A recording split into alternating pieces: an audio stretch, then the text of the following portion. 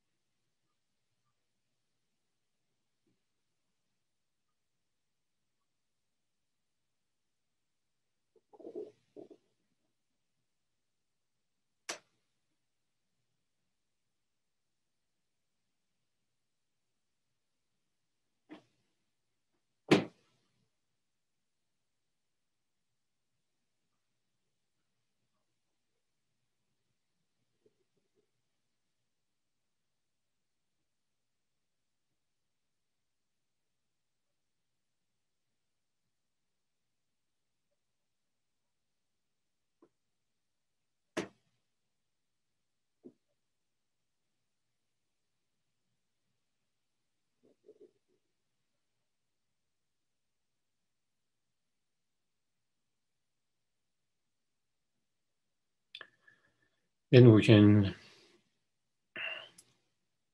generate an intention by thinking,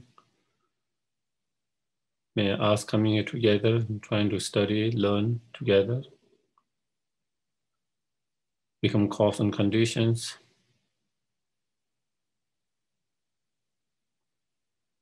to actualize all the lamrim spiritual experiences or realizations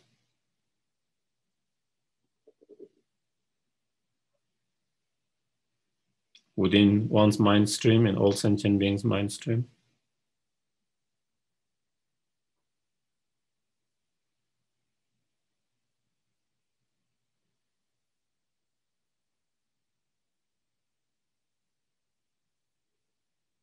And may it become cause and conditions to develop highest level of wisdom and compassion both to the mind.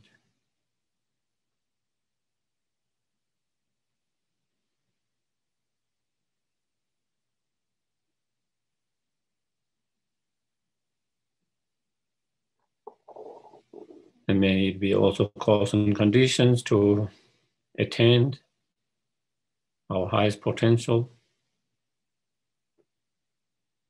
a fully awakened state.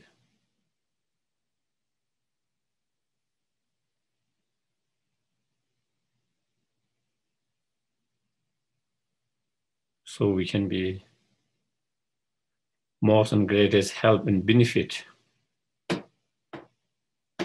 to not just one individuals, not one species, but all sentient beings.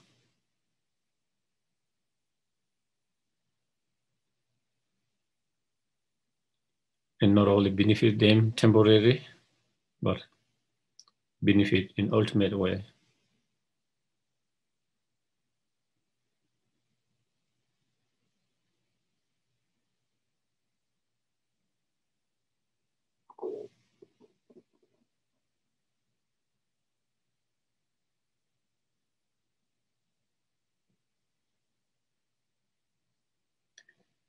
Okay, so then I go for refuge until I'm enlightened to the Buddha, the Dharma, and the Supreme Assembly. By the merits I create through listening to the Dharma, may I become a Buddha in order to benefit all sentient beings. Sangye Chodan Soge Sonam La Changju Badu Dane Gyabdo Agi Sheshegi Ve Sonamgi Yola Tenje Sangye Doba Sangye Chodan Soge Sonam Changju Badu Dane Agi Sheshegi Ve Sonamgi Yola Tenje Sangye Doba.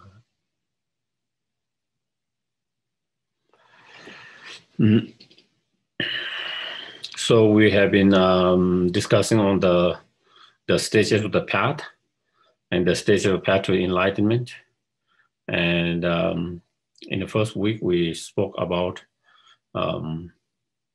enlightenment is possible because each and every sentient beings, we all have the Tathagata Garbha or Buddha nature, you know.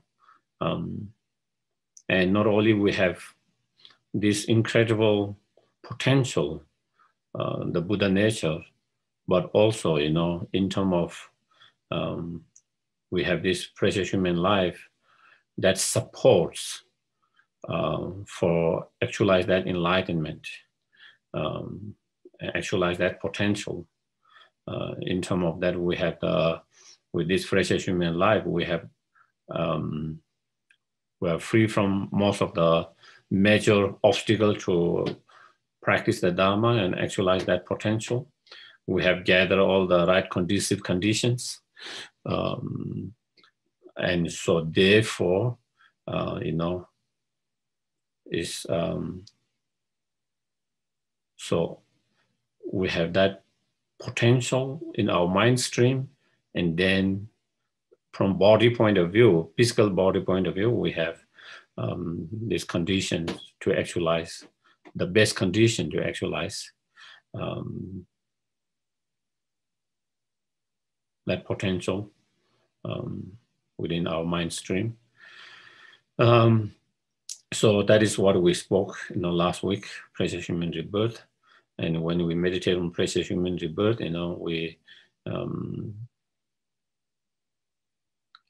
first of all, I think whenever we start any kind of meditation, any kind of practice, it is good to start with quiet, calming your mind, and then generating a good bodhicitta intention, motivation for the practice, meditations.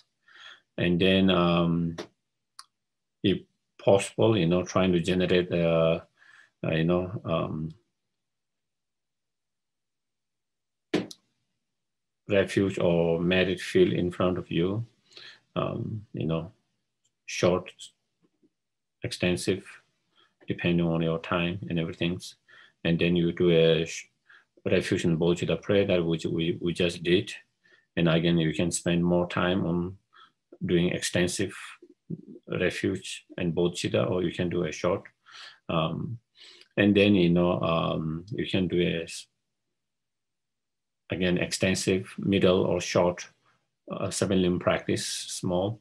You can do, again, short, long mandala offerings, and then making the request to the you know, the merit field, as well as refuge field, you know, who is in nature your Buddha, but in the aspect of the deity, the Buddha. And then making a heartfelt request for us to bless us, to inspire us, to develop all the spiritual experience or realization, just as they have actualized. And so, and then you can do a little bit kind of visualizing, you know, nectars and light coming, cleansing all your obscurations, all the negativities, and especially the obscuration of whatever meditation we are trying to do for the success of that particular meditations has been totally cleansed, purified, and receive all the blessings, and especially the blessing of realization of what we are trying to achieve in that practice in meditations. You know, if I'm meditating on precious human rebirth, to be able to cultivate the realization of precious human rebirth, you know, so that can change according to the subject that you are meditating. And then you actually do the core body of the meditation, the actual meditations, you know. And then when we do the actual meditation on precious human rebirth, which we already discussed a little bit before, but just to kind of put into the practice itself, you know, first you try to meditate on, you know, the 18 qualities that we talk about. And if some qualities, you know, if you have difficulty, whatever qualities that you feel comfortable with, you can just kind of think on all of that. And with each of that, we try to develop sense of, after going through each of that, trying to develop sense of very fortunate, that feeling very fortunate, gratitude, and very grateful that we have all of that. And then also after that, then you try to generate a sense of meditations on the how valuable and how precious this human life is, with that 18 qualities in terms of actualizing our temporary happiness, ultimate happiness, happiness of this life, happiness of futures, you know, the happiness of liberation, enlightenment, in terms of actualizing happiness of ourselves, happiness of others. So we have all these potentials. And so therefore, you know, by understanding that through the meditation, by understanding how precious it is, you try to generate a very, very strong, you know, appreciations of this life, preciousness of this life. And so when you develop that kind of preciousness of this life in that way, then you don't want to waste it. You want to make most of it, because it's such a precious, and not only is precious, but it is, you know, rare as well. It's not easy to find again and again. So then meditating on the difficulty of obtaining that precious human rebirth again and again. And within that, you know, first we try, if possible, when you do a more extensive, first you try to do in terms of difficult, in terms of examples, and then in terms of numbers of among the different sentient beings, and then within the human beings, and then in terms of the cause, you know, how difficult it is to create the cause, right cause for such precious human rebirth. So because the cause is not easy to create, so therefore result become also difficult. So then again, not only is precious, but feeling is so rare. And, you know, and so something that which is within our hand, we don't want to miss it, you know. And again, sometimes, you know, we are quite strange creature, you know. We make a prayers to have a precious human rebirth in the future. That might come, might not come. We already have now. And then we kind of doesn't utilize so well the one which we already have now, hoping next will be better, you know. And so, you know, yeah, that is, but at least that is how our mind, you know, it's interesting how. So what is important, because future is kind of unknown, you know. Of course, we can wish for the best. We can try to create the cause and condition for the best, but still, it is not guaranteed. But what is guaranteed, we already have at the moment. So make most of it. And so if we utilize our life to become more compassionate, more kind, more generous, more understanding, you know, trying to be more help, benefit to others as much as possible. Even we cannot be so much help, benefit at the moment, at least we try to minimize any harm, intentionally harm to others. If we do that, then of course our life becomes meaningful and precious. Then our life becomes meaningful and precious. And through that, then if we can, you know, develop cause and condition to enlightenment, getting closer and closer to enlightenment, then our life becomes meaningful and precious. On the other hand, if we use this life, you know, to create more destructions, more harm, more pain to others, then it is not precious. Then it is not precious. Your life has not become precious. Your life has become garbage. It is only precious if we utilize in the right way, proper way, you know. But instead, we use this to, you know, create more pain, more harm, more hurt to others, which they are already experiencing a lot of pain. And on top of that, because of samsaric life, people are already experiencing so much pain and challenges and difficulty in their life. On top of that, then we create more pain, hurt, harm to others, you know. And so therefore, if that happens, then, you know, our life become not precious. Then this life is not precious. Then it become a garbage, you know. And you know, in such cases, then, you know, it's better a short life than long life, you know.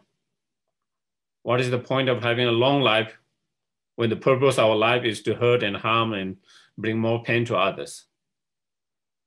On the other hand, if we utilize this life to bring more, you know, more joy, more happiness for the well-being of others, directly, or even we cannot directly, but through our love and compassion and concern and all of that, then, you know, then the longer life we have, the better it is for you, ourselves, for others, for everyone, you know. So, and so enlightenment is possible because we have this Buddha nature, and because we have this life, precious human life has all the conditions to actualize, to practice the Dharma, the path, to actualize that full potentials. And also, we have also gathered so that is from our side, the internal conditions. Then we have also gathered the external conditions that we have met a qualified spiritual master that can show us the path, how to actualize the path, and through that, how to actualize that potential to enlightenment through their own experience, So, you know, so therefore enlightenment is possible because there's Buddha nature, because we have this precious human life, and because we have met as someone who have the experience to show us on the path how to do that, you know. So today I'm going to talk a little bit about the spiritual teacher, you know, or the, I don't want, sometimes, you know, the guru is such a word, sometimes I don't want to use that word, you know. Now it does, how people misuse it or use it, you know, you have all kinds of gurus, you know, nowadays. So in Tibetan, there is another word. Of course, Lama is Tibetan words, which is the direct translation of the guru. And the Lama has sense of meaning of, you know, fearless one. Secondly, it has a meaning of being very kind of, you know, heavy, you know, with full of knowledge and wisdom. Because you have so much knowledge and wisdom, so it's very heavy, you know. So there is that kind of meaning of that. But another word that we in Tibetan we find in Geshe-la, you know, is same for the teachers, and it is translated as a spiritual friend, virtuous friend.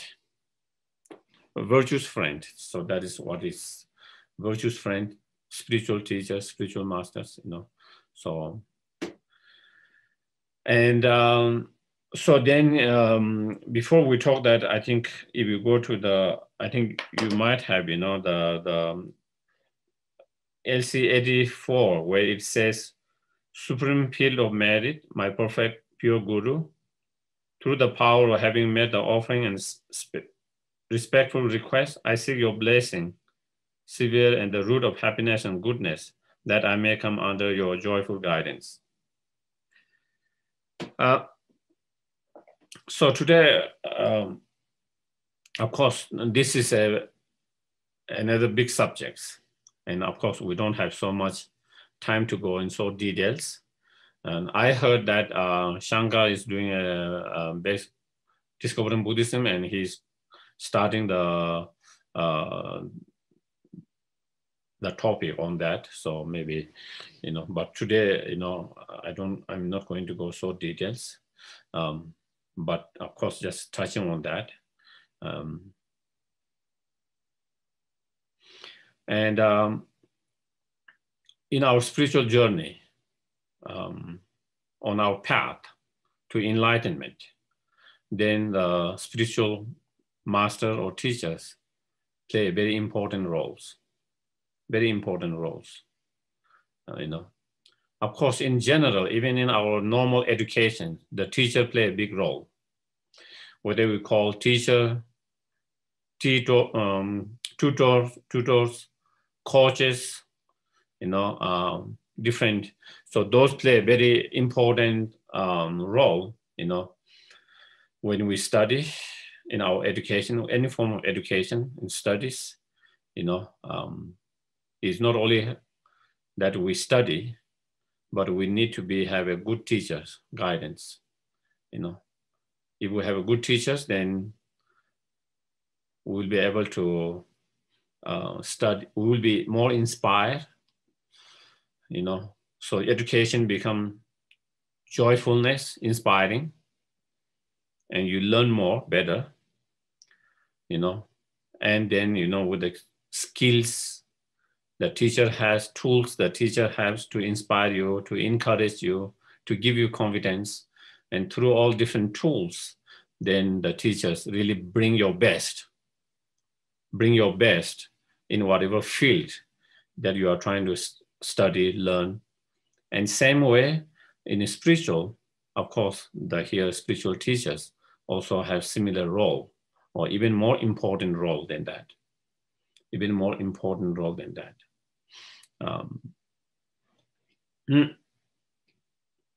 So that is why, as one of the Katamba masters, one of the Tibetan Katamba masters says, a lot of our education, we can learn by just seeing, how when someone does, seeing that, we can see with our eyes. Nowadays, we can read it. Maybe we can see in YouTube, you can find in YouTube's, different things, how to fix the roof, how to fix the floor, or maybe even how to fix the computer, you can see them and you might be able to learn that because something you can.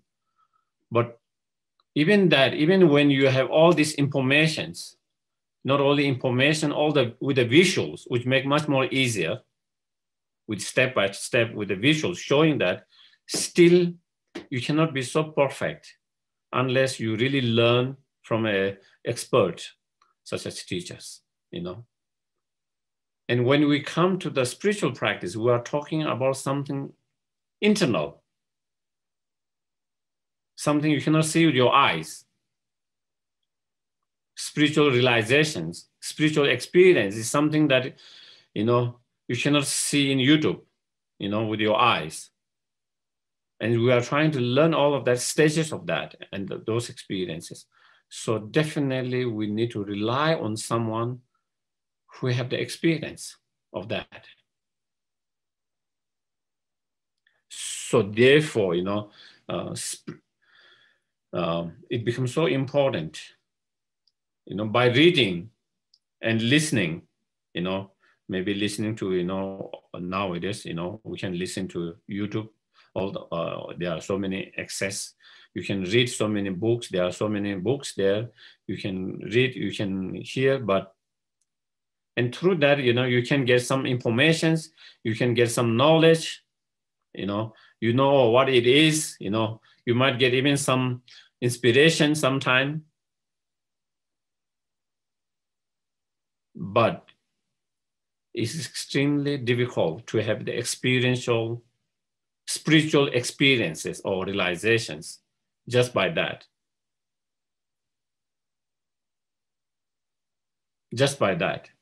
Without relying on directly with a spiritual teachers who have the experience of that, So therefore, that is why. And therefore, that is why, in all the lamrims, in all the different traditions, the lamrim means the stages of path, especially in Tibetan traditions, which is based on Nalanda traditions, Indian Nalanda traditions, all major traditions, they all start with, the spiritual masters, at the very beginning. Even though here I didn't start with that, I start today after 2 weeks with different 2 topics. But that is, and Lama Tsongkhapa, even at the very, when he make the outline, the outline is, it says the very root of all the realization, the Guru devotions. So again, it's the very root of all the spiritual realization, all the spiritual experiences. And that was the case with all the past masters. That was their experience. You don't see any kind of, masters, highly developed masters who have become enlightened or awakening by themselves, just by reading, without relying on their teachers. You don't see any biography or any teachers.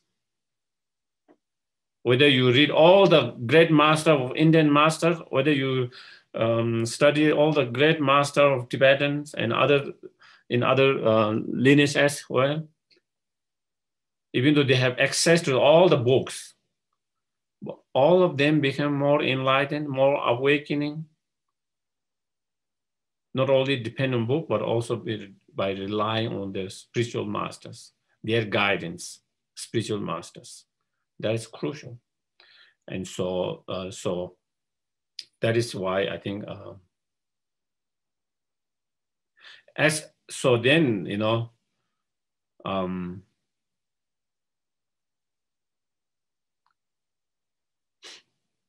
it is a different, when someone has a kind of spiritual teachers, masters, naturally, you have a high respect to that teachers, your teachers, high respect, kind of trust, confidence, So when you have that kind of trust, confidence, and respect, then, when you receive the teaching, instructions, it really sink in yourself. It becomes transformative. It really sink into deep into yourself, and then it becomes very transformative. When you don't have that kind of, kind of respect, that kind of trust and confidence, even someone who is giving the teachings is very, spoke very well of that subjects. It's nice to hear, it's pleasant to hear, but it doesn't really go into deep to become a transformative. I don't know whether you have experience, but I do find experience with that myself. But the more stronger respect, trust, confidence I have with that particular teacher, the more I get it. Even though it is the same message. Even if it's the same message, I'm able to get more. I'm able to sink that message more. And it really kind of touch your heart, and something transformation happens. When you don't have that, then you think, oh, this teacher speaks great, well-spoken, know the knowledge so well, but there is no really kind of touching in your heart, really. There is huge difference in that. I have observed myself, noticed myself many times,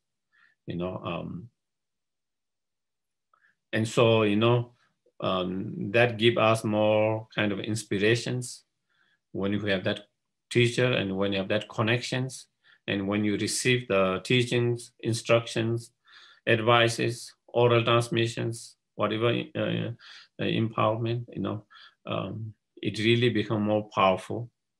It sinks more. It become more transformative. And so, you know, so those are the, you know, the differences that we how it, in our mind the difference it make.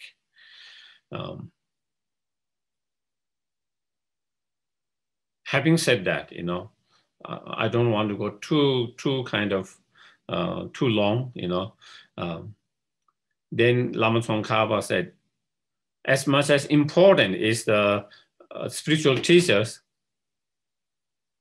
is even more important to investigate and analyze before you take someone as your spiritual teacher. Okay? Not kind of rushing, you know. Sometimes we tend to rush, you know, and due to many different reasons, you know. We tend to rush without investigating, analyzing, and then sometimes, you know, maybe it might not be the best, you know. So they they used to say, you know, in the Kadamba teaching, they say, you know, don't be like a dog when you put the food in front of you where they started to kind of eat very quickly, you know. Of course, nowadays you train your dog not to do that, but that is kind of their intuitive, you know. Before you don't, I see nowadays, of course, people have trained their dogs so they know they don't eat until the owner tell them, okay. But that is their not natural kind of way, you know. Before you train them, when they see they started to grabble, you know, like quickly, you know, without really checking, without taking the time. And so that should be same thing. We shouldn't, you know, just be kind of running. And sometimes another thing is that we tend to kind of run on the basis of, you know, titles, you know. Oh, you know, that person has written so many books. Or that person has, you know, so many students, that teachers. Or that teacher has this and this title, you know, His Holiness, His Majestic, His Lord, you know, whatever, you know, Rinpoches or Geshes or Lamas or whatever, you know, and the more bigger titles, you know, it seems like that's more holier. And sometimes we, you know, that is again, that is our kind of, you know, instead, you know, first of all, you have to study. We don't have time to study today, but in the lamrims, they show what are the qualifications for a qualified spiritual masters, teachers, you know. According to the material, there are 10 qualifications, you know, that you have to, that qualified teachers. So investigating, analyzing whether the someone that you hope to take as a teachers, whether they have that qualification or not. Taking the time to investigate, analyze, time, a little bit over the time, you know. And also, it is not only the qualifications. On top of that, you know, whether you have a, sometime, you know, easy access to that. Because here, the spiritual teacher is someone who guides you on your path. If you don't have access to that teachers, then, you know, it's very hard to guide you. You don't get any, you don't have access to when you have a, when you are practicing and when you encounter some difficulties in your practice, you need to be able to ask questions. You need to be able to kind of discuss it in some way, remotely, or if possible, in a person, if not possible, remotely.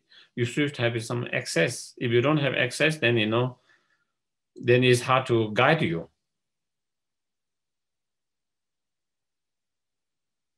You know, so that is another thing that I think, you know, when we kind of check it, one thing is that also because, you know, some teachers, in terms of qualification, there is no doubt that they have those qualifications completely, but if we don't have direct access, when we need when we have a spiritual Dharma questions, especially in our practice, when you struggle some things, when you are unclear of some things, when you are confused with some things, when you have doubt about some things, you know, when we struggle in our practice, you know, so then we can kind of, you know, whether we can see directly, whether we can call, whether we can write in whatever. So if there is access to that, then they can guide us in that way. Then it really becomes helpful in guiding on the path, you know. So I feel that is important, because I've seen so many students, you know, who goes and run and take all these higher empowerment initiations, and then the Lama leave, and then when they need to the practice, they don't know how to practice. Now they don't have access to that Lama to ask how to practice.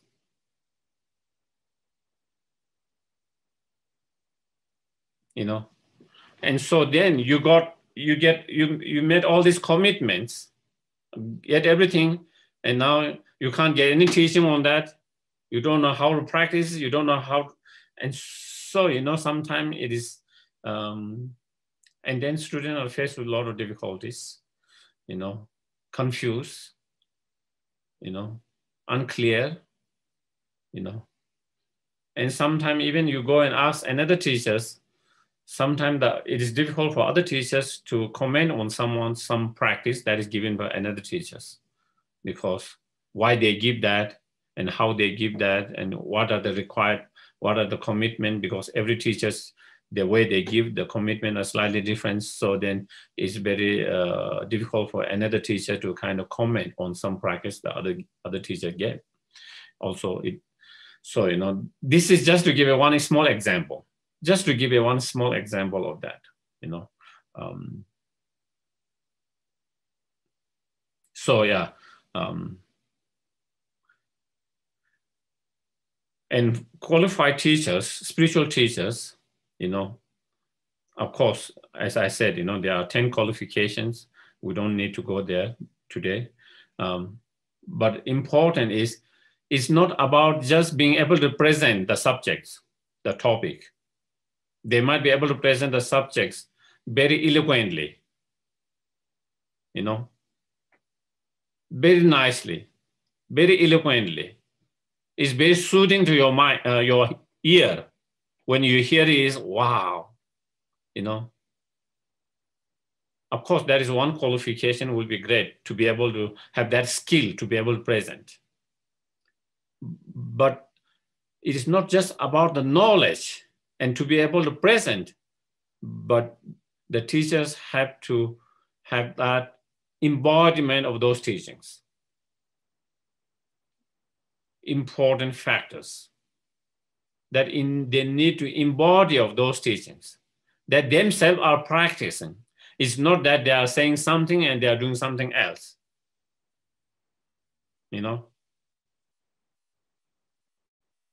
It's not like they speak about, you know, moral, ethical discipline, and they explain so well that you are inspired that you want to be moral, ethical, but themselves are immoral and unethical, you know. In terms of the way they are able to present it, so in such cases, that might not be the really qualified teachers, because it has to be someone, it's not just a word, but someone who can inspire you from their own practice, their own actions, not their speech, word, but their actions speak. Actions speak much more than the word itself. And I see lot, especially in the West, it seems people like the word so much. It seems like, they carry away by the eloquency and the wording and all of that. And sometimes they tend to ignore the actions.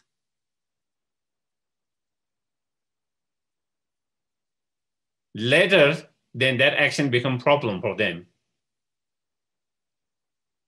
Not at the very beginning, because they were kind of memorized by the presentations, the wording, the eloquency and all of that.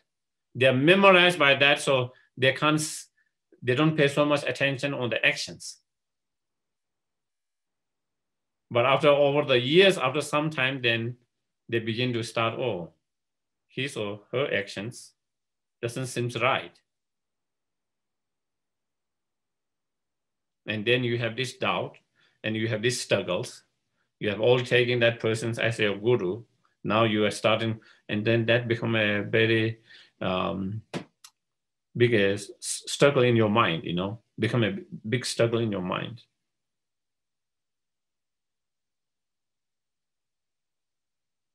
In Tibetans, among the Tibetans, they don't look for the word, they look for the actions. Some teachers, when they present it, they are not eloquent. Their presentation is not a very kind of eloquent, very inspiring. They don't have that skill, but they are really have embodied those teachings. They live in moral, ethical discipline. They have sense of love, compassion, all of those qualities. And so, that become more important, And I think that is another thing I think we have to really kind of, when we are looking for a spiritual guru, masters, teachers, really kind of investigate, analyze their actions. His Holiness the Lama once said, he gave one example, like a elephant, with an elephant nose, long nose, it kind of try to smell from the front, smell from the back, smell from the side. So investigating, their actions in that way, what they do when they are when they are on the throne, like myself here, when I'm teaching. What am I doing when I'm not teaching, Am I going everywhere, drinking, going with the women's, whatever, whatever I might be doing, what is my behavior, my actions when I'm not in front of the audience? Because in front of the audience, I can behave very well. I can behave, I can smile, I can be very kind of tolerant, I can be very patient. But when it's off, then with one of the students, if I become very impatient, shouting, yelling, all of that. So this is important factor really to kind of analyze not only how they present when they are teaching in the audience, but actually their behavior, their actions in their everyday life, how they treat others when they are not in kind of sport, in like when no one is watching, when individually dealing with individual peoples and sentient beings, So anyway, so that is one of the important, really, I think, important factors that we have to be aware of and kind of investigating that, So before we accept any, or as, for example, I've been kind of giving whatever you call lecture teachings for so many years, but you can still listen those teachings without taking me as a spiritual teacher, guru, just as you would go in school and take lectures, that's absolutely fine, and that should be how you should be doing at the very beginning,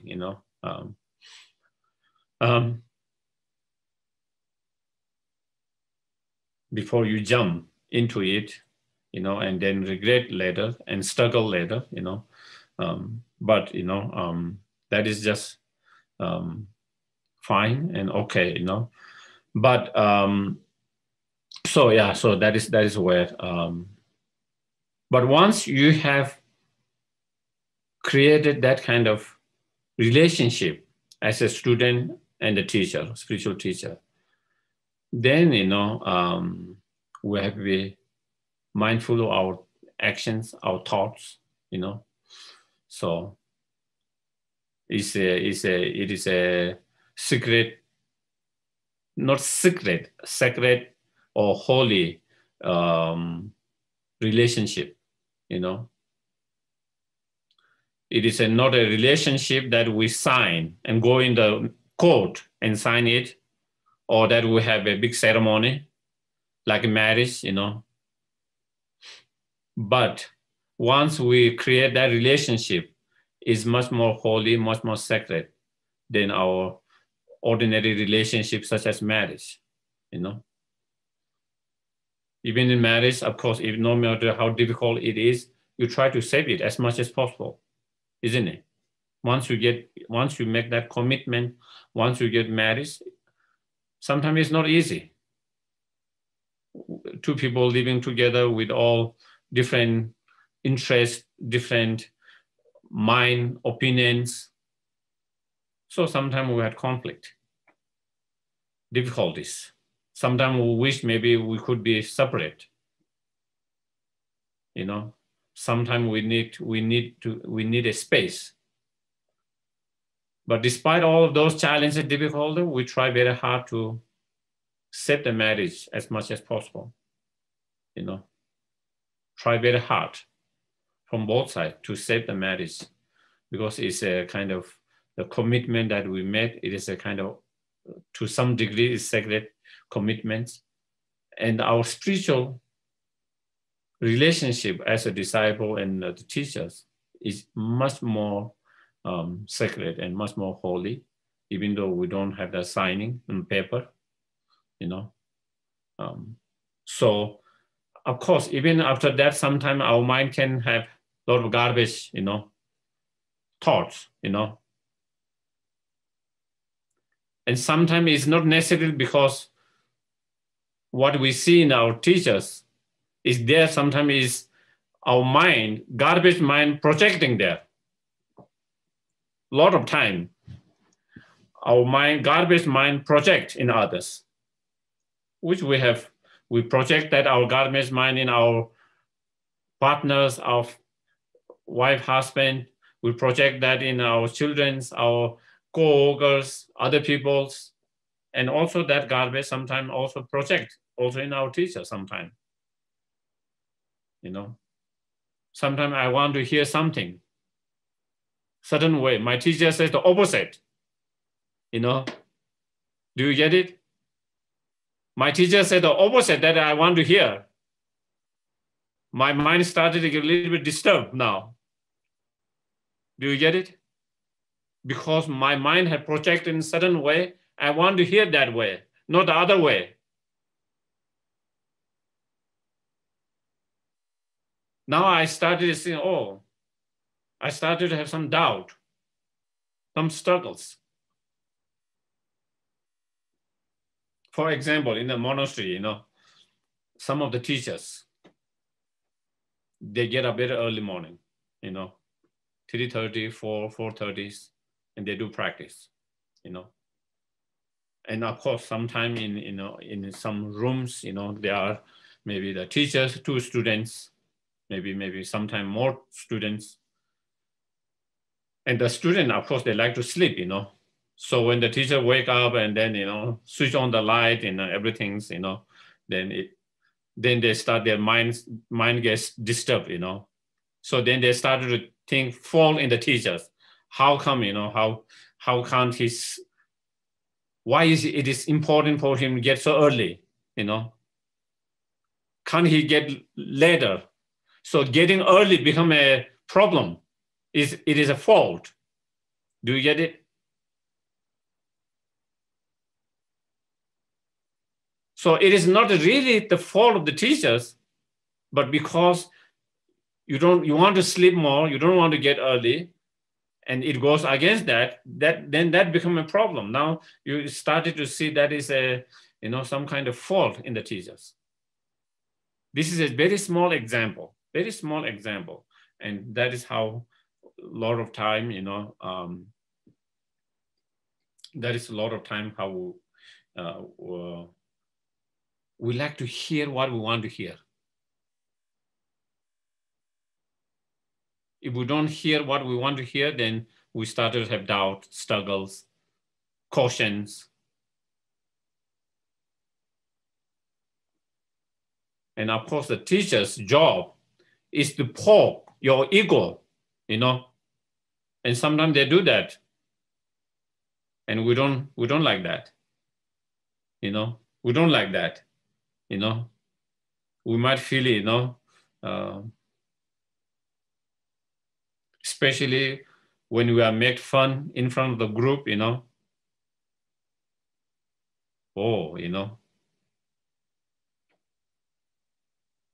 it hurts. Our ego hurts. We don't want to be made fun of.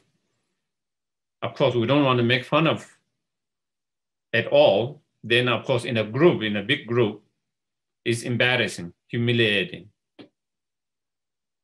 Our ego gets hurt, And so,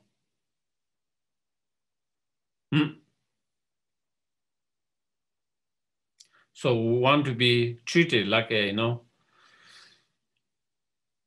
1-year child all the time, petting, Everything you do is okay, fine, don't cry, If you cry, try to give you some more milk, Try to put the rest and trying to make you happy so you don't cry, no matter, Try to put you to sleep quietly so you don't cry.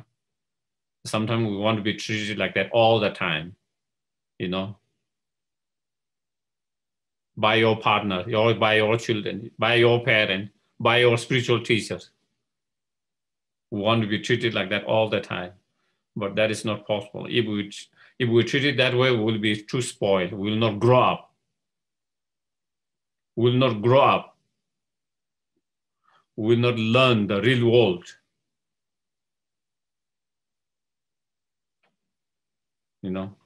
So sometimes, poking on your ego is a good.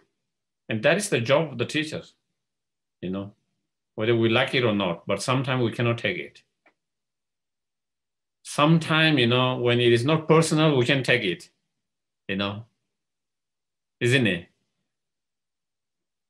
When it's not personal, we think, that is good, the teacher is doing good because that is what teacher is supposed to be. That is what Dharma is supposed to be.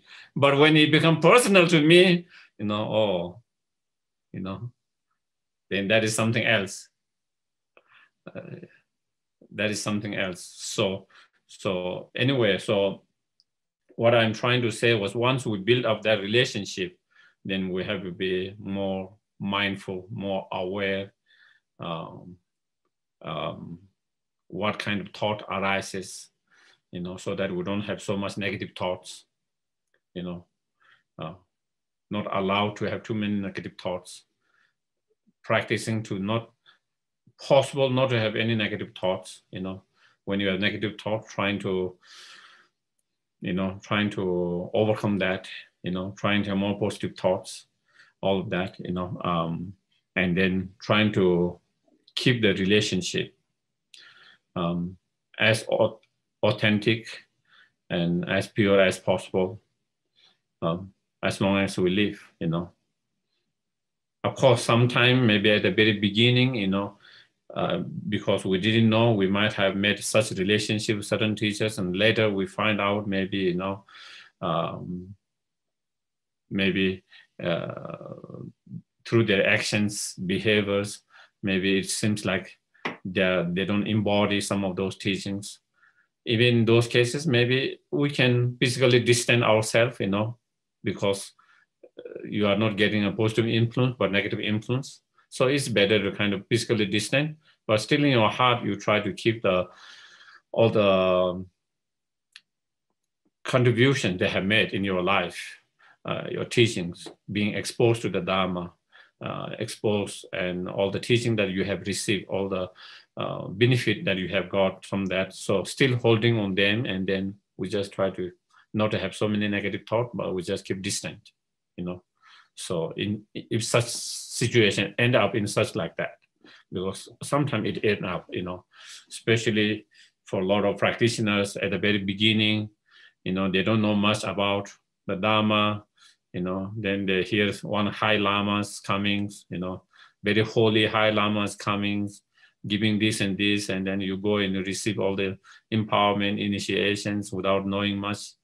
And then you already have built up that kind of relationship. And then later you find, you know, what that teachers have done to other students or this and that and all of that. And then your mind gets disturbed, you know. So basically, I think if such situation happens, we try to physically kind of distance ourselves so that we don't get the negative energies, influences at all.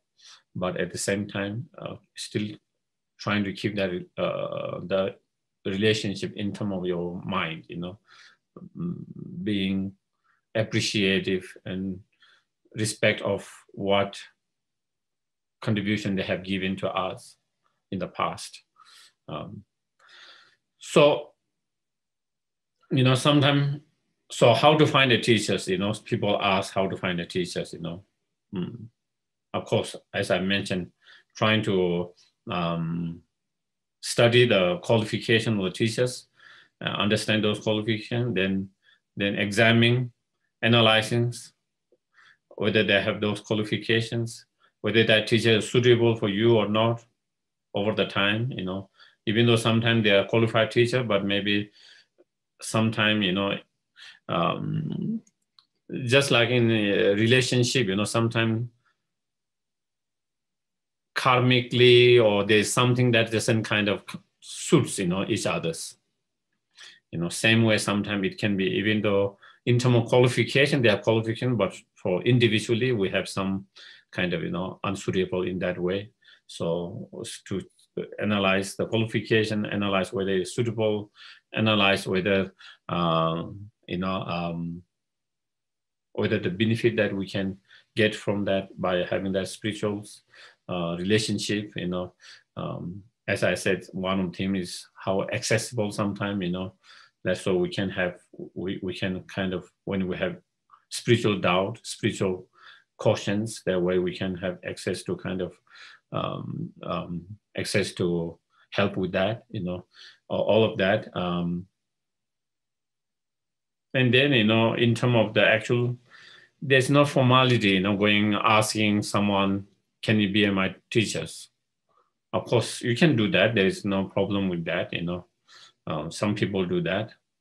Some people, they don't go and ask and do that, you know. They just, in their heart, they take someone as their teachers when they go to the teachings, you know. They decided after some time, they have analyzed and they feel safe and comfortable and reliable, and then in their heart they decided to take that as that person as a guru, a teacher. That is just fine, you know.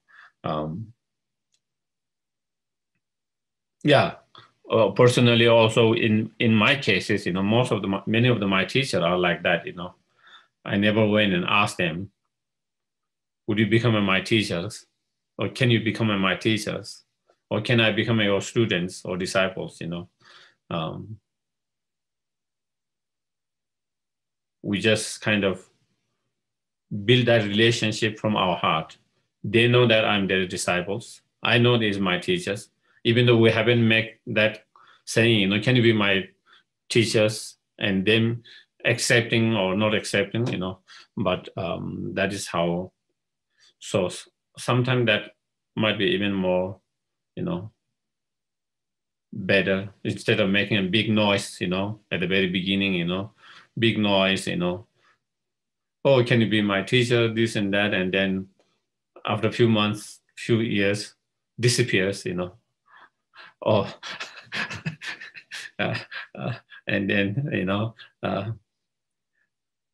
it is like, yeah. So I think to keep it more quiet, simplify, personal, and in heart,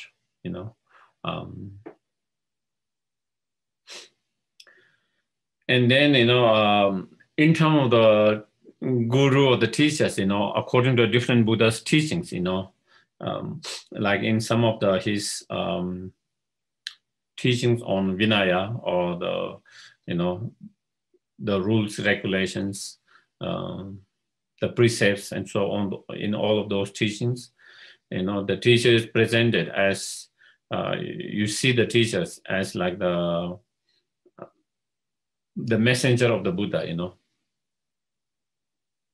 And of course, the teacher is the messenger of the Buddha, because he carried the same message that Buddha taught, It's the same teachings, it's the same message that Buddha, so it is just passing. That has been passed unbrokenly, that is passing to others. So it's the messenger of the Buddha's teachings,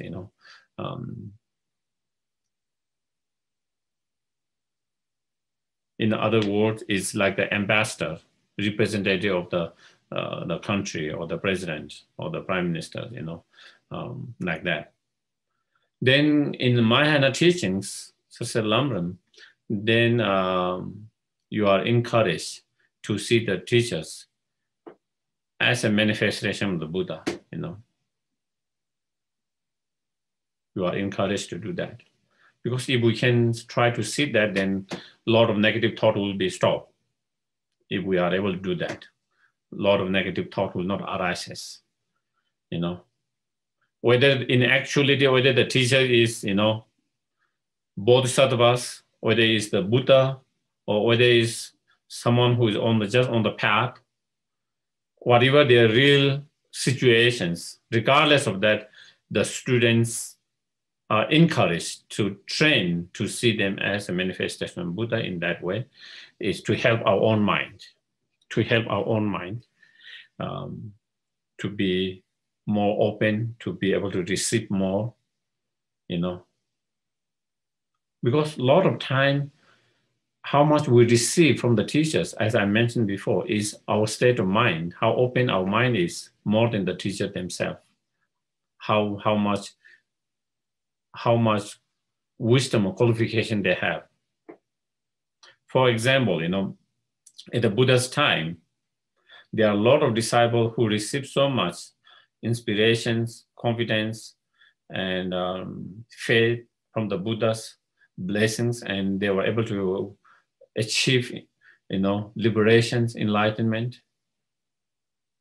or some of them progress on the path to a different student at different level of progress on the path.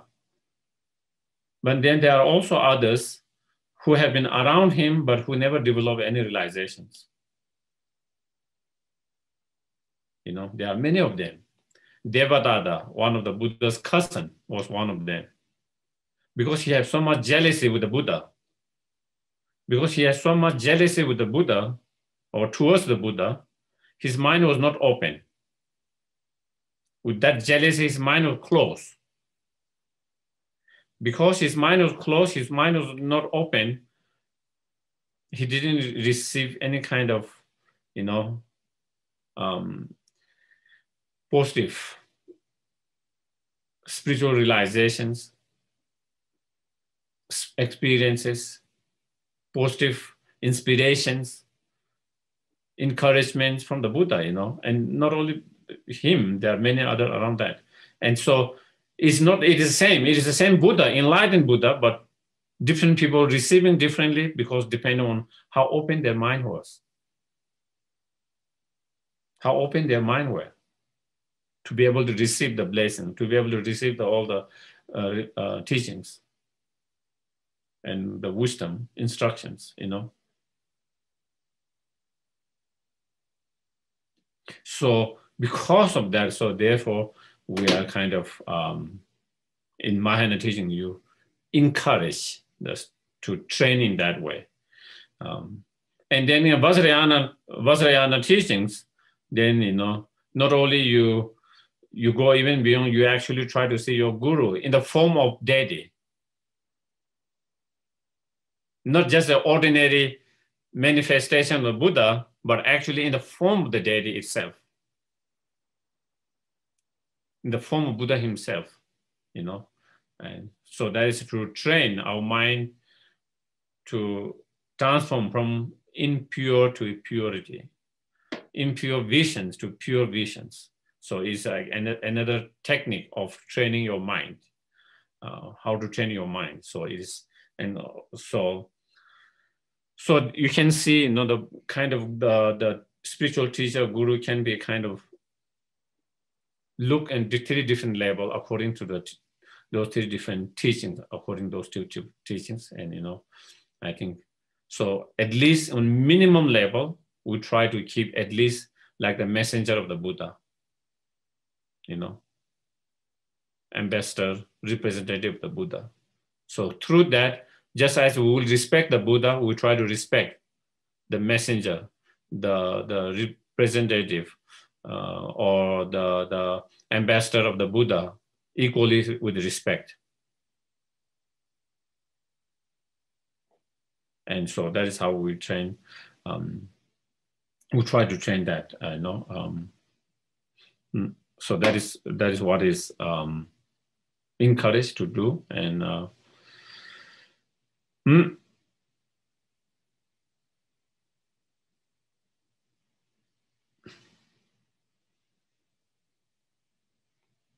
so of course, then, in terms of once you have found the teacher and one who rely on that, then we train to rely on the spiritual guru or teachers in the form of thoughts, in the form of actions. In the term of the thoughts, then we try to rely by cultivating the faith, trust, confidence, by trying to reflect, contemplate on all the positive quality that you can, spiritual positive quality that you can see with yourself, that you hear about them, that you, such as in terms of their moral practice, in terms of their love, compassion, wisdom, in terms of their patience, all those different spiritual qualities. So we focus on all those spiritual qualities that we can observe ourselves, that we can see ourselves, that we hear from others who have observed, who have seen. And by reflecting, contemplating on that, we try to develop the level of the trust, confidence, and faith more and more stronger. And by remembering their kindness in exposing ourselves to the Dharma, giving us the teachings, advice, instructions, precepts, oral transmissions, in some empowerment, whatever those different, many different, by providing us that, therefore, planting the seed in our mind, with all this, planting the seed in our mind, helping us to have some inspirations, even if it's small, some inspiration, planting us to have some small interest in the Dharma, helping us to develop certain level of practice. Even the practice might be quite small. And if we have any kind of realization, spiritual experience realizations, helping us to develop all those spiritual realization, and that, whatever wisdom we have cultivated through study, reflecting, contemplation, meditations, all because of the spiritual masters. So through remembering all this kindness, then we try to develop a strong sense of respect from our heart. Strong respect, gratitude, appreciations, thankful, so we try to develop that in terms of the thoughts. Then, of course, in terms of the actions, then showing respectful behavior actions, Of course, normally if we have respect, then of course that will come. Of course, in some of the teachings, you see both in Tibetan teachings as well as in Indian classical teachings, how to behave certain way when you are around the teachers. I would say that is more traditional.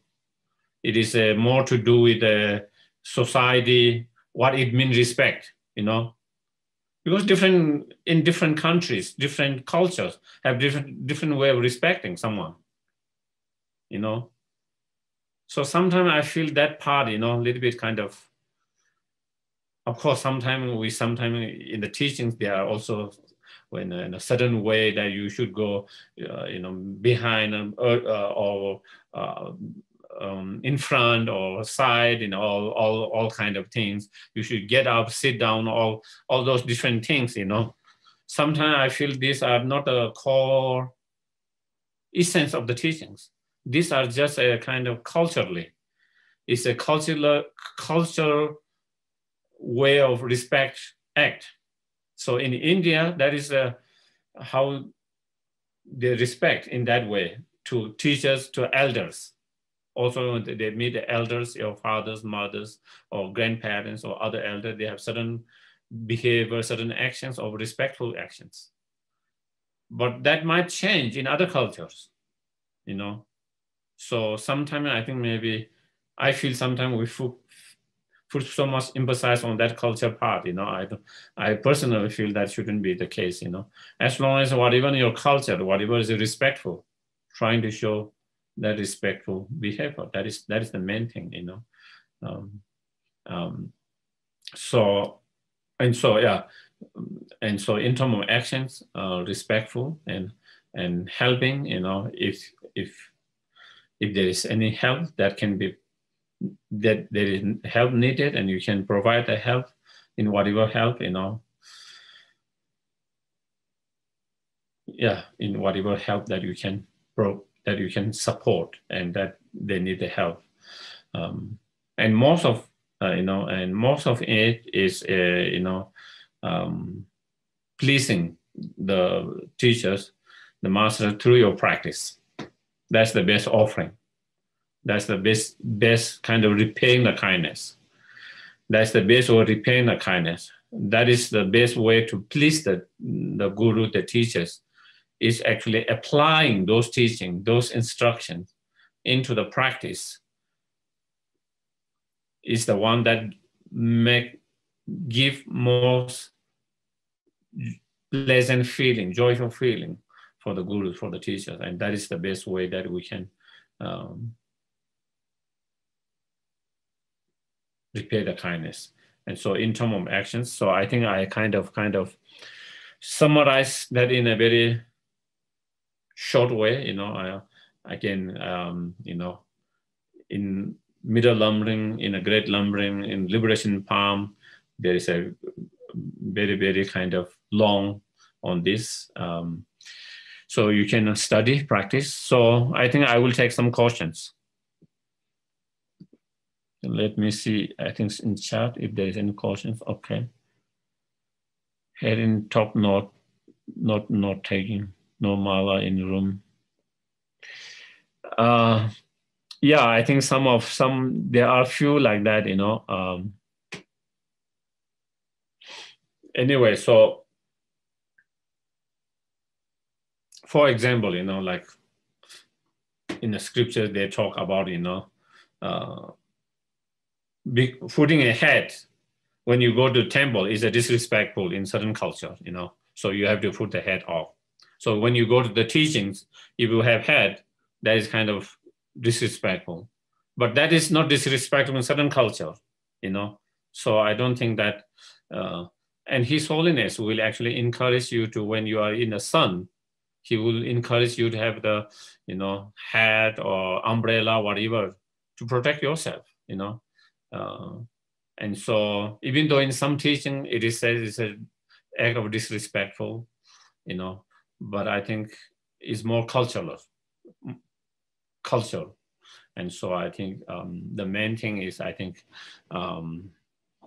coming from your heart and according to your culture, what is respect and what is disrespect, individual cultures. Yes, any questions? Yes, please unmute, Skylar. Hello, thank you for taking my question. So I'm basically one that you just talked about. Long story short, so I'm trying to keep him in my heart, but when we do the Guru Yoga and I'm melding my mind with my Guru, am I to be melding my mind with this person? He did introduce me to the Dharma, but I didn't meet him directly. There was another monk nun that taught the classes. So I guess I'm just a little confused when we do the Guru Yoga, or do I just kind of bypass the people and see everybody as an emanation of Buddha and just kind of meld my mind with Buddha instead of this other guru who, we kind of had a falling away. Mm-hmm. Well, I think, thank you for the questions. And falling away, I think is common in our relationship, any kind of relationship, because we are not perfect. We still are kind of unenlightened. We still have afflictive emotions ourselves. Sometimes maybe also the teachers might also have, maybe they might be a little more enlightened than me. Maybe they might be more knowledgeable than us. But still, maybe they still have their own shortcoming, and that, so sometimes we have that kind of falling apart due to that. It is possible. Also, sometimes it is possible, maybe we might be projecting something there, as I mentioned before, which not necessarily there, but our mind is projecting there. That's also possible. But sometimes we are not projecting, but actually there is something really happening there.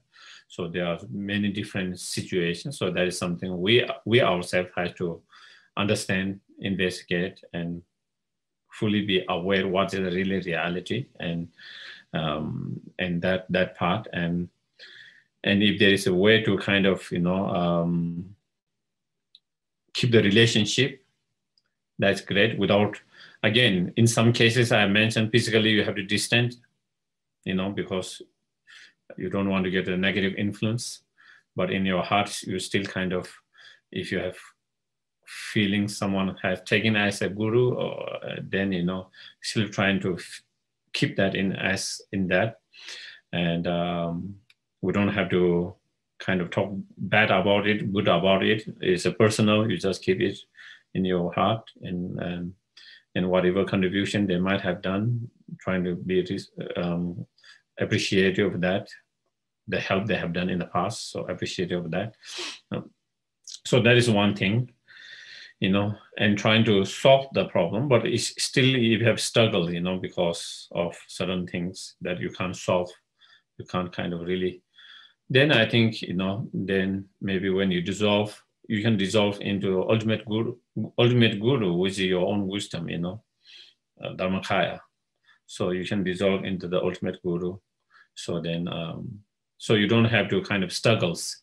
You want to dissolve into the guru, but still your feeling about that guru is still have kind of resistant and negatives.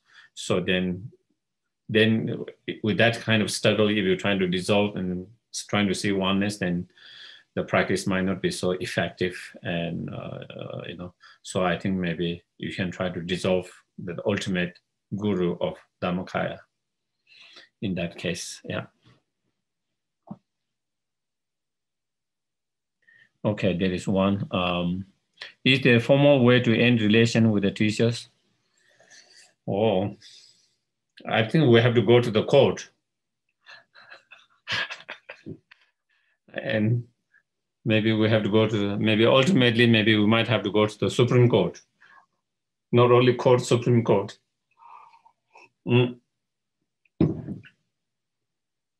I don't think there's a formal way of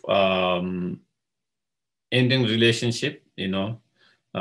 Just as mentioned, you know, normally there's no formal way of building the relationship to begin with, you know.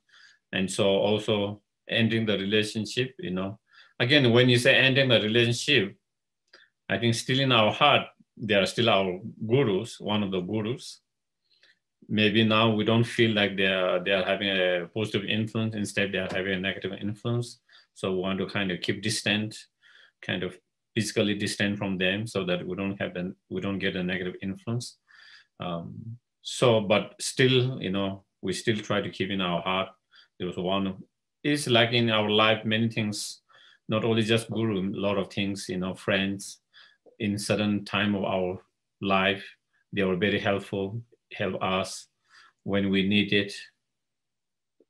And then later part, we fall apart. You know, we have argument, we have disagreement, and we fall apart.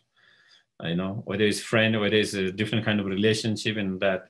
But whatever, you know, still we try to be appreciative, grateful, thankful for the help they provide us when we need it, when we're in a very difficult situation, they were there. So we don't forget that part, even though now we are not together, our relation have ended, and that is just fine. You know, we don't have to continue to be together. You know, we don't need to have bad feeling to each other. Neither we have to have a stay together in that relationship. It doesn't work, so it is better to kind of keep distant. But at the same time, being appreciative and thankful, grateful of what they have done. And so same in a guru, same that way. So I think that is how we can do it. So you can keep, yeah. So yeah, I think maybe that's all. Yeah. Any other questions, comments?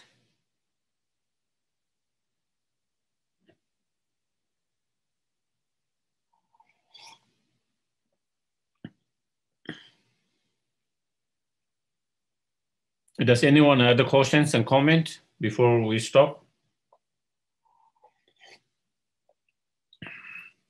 I thought we were going to get a lot of questions on this topic, but I guess, yes, Matthew?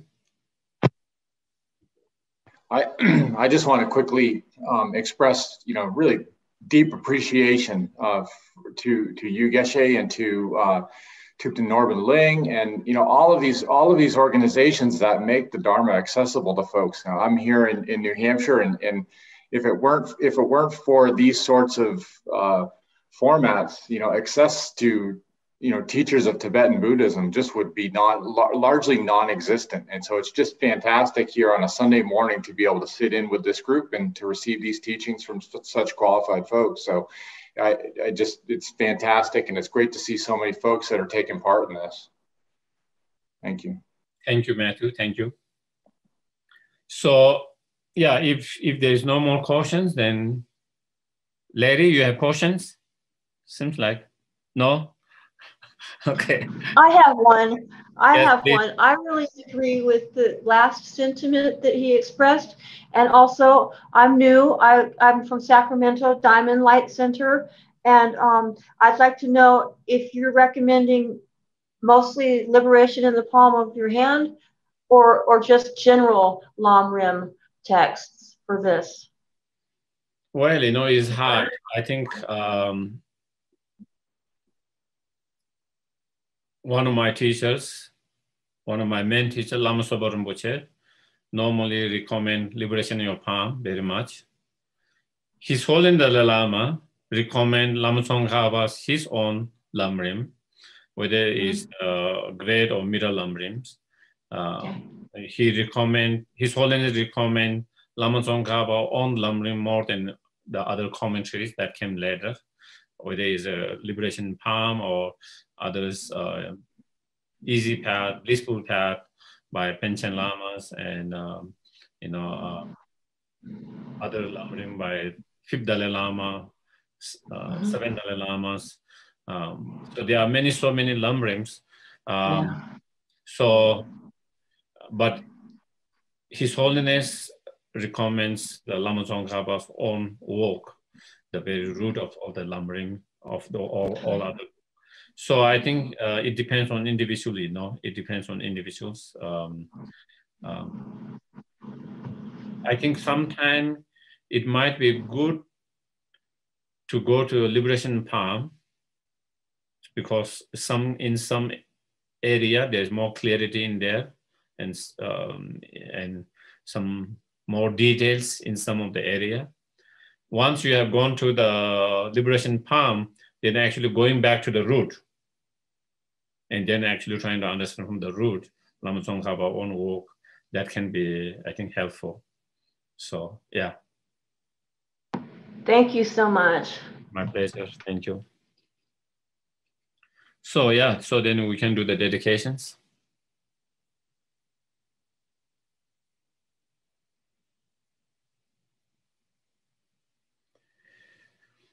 So again, we try to keep everyone who are sick due to COVID or any other kind of sickness, all the fear, anxiety, worry that's going in the world because of this pandemic and many other situations, you know. We try to keep all the human beings, animals that have been affected by all the wildfires and all the hurricanes, you know. And then in some places, you know, in like Afghanistan, you know, the fear, uncertainty, everything's there, you know, so many people's experiencing so many pains, sufferings. So all sentient beings that are experiencing pain and suffering all over the world, and we try to keep them all in our heart, in our prayer, and dedicate for all of them and for everyone who has passed away as well. May all beings everywhere plagued by the suffering of body and mind obtain an ocean of happiness and joy by virtues of my merit. May no living creature suffer, commit evil, or ever fall ill. May no one be afraid or belittled with a mind weighed down by depressions. May the blind see form and the deaf hear sounds. May those whose bodies are worn with toil be restored on finding repose. May the naked find clothing, hungry find food. May the thirsty find water and delicious drinks. May the poor find wealth. Those who with sorrow find joy. May the forlorn find hope, constant happiness and prosperity. May there be timely rains, bountiful harvest. May all medicine be effective and wholesome prayer bear fruit. May all who are sick and ill quickly be free from their ailments. Whatever disease they are in the world, may they never occur again. May the frightening cease to be afraid, and those bound be free. May the powerless find power, and may people think of benefiting each other. For as long as space remains, for as long as sentient beings remain, until then may I too remain to dispel the miseries of the world. Thank you very much, everyone. And then have a wonderful weekend. Thank you. Rest of the day. Thank you.